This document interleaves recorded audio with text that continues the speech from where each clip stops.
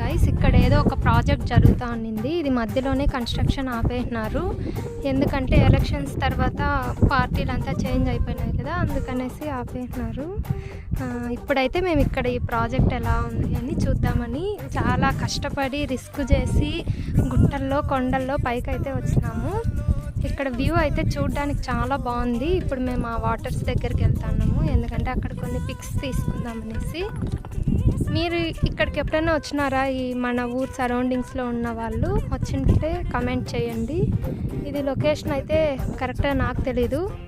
ఊటూరు దగ్గర వ్యూ అయితే చాలా చాలా బాగుంది. నాకైతే చాలా బాగా నచ్చింది.